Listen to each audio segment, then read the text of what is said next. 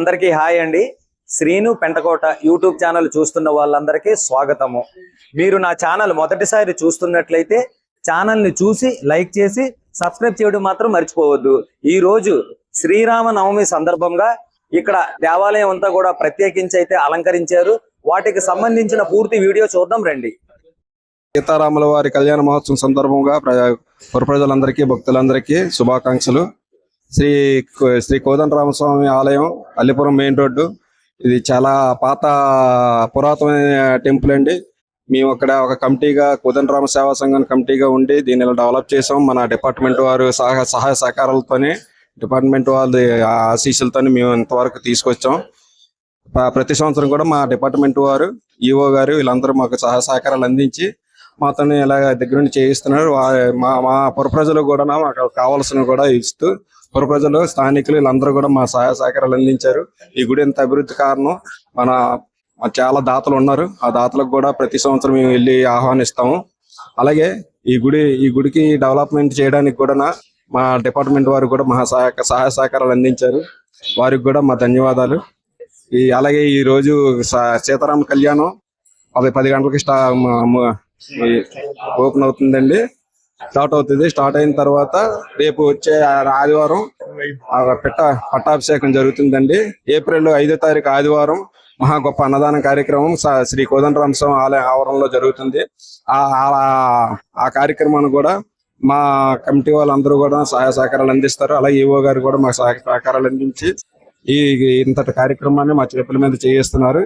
ఈ కార్యక్రమాలన్నీ జరగడానికి మాకు ఎంత సహాయ సహకారాలు అందించిన పుర ప్రజలందరికీ కూడా మా కమిటీ తరఫున, మా కోదండరామ స్వామి ఆలయం అభివృద్ధి కమిటీ తరఫున హృదయపూర్వక ధన్యవాదాలు తెలుపుకుంటున్నాం. ధన్యవాదాలు.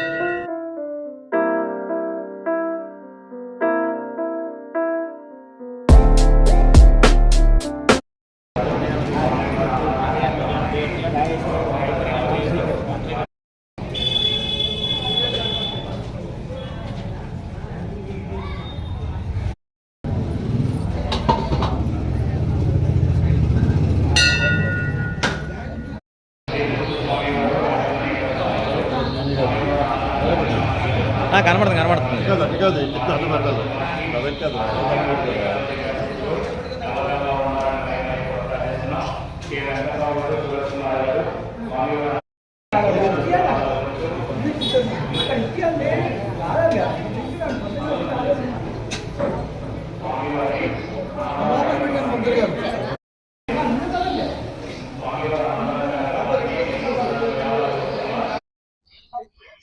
ఇంతవరకు ఈ వీడియో చూసిన వాళ్ళందరికీ ప్రత్యేకమైన ధన్యవాదములు.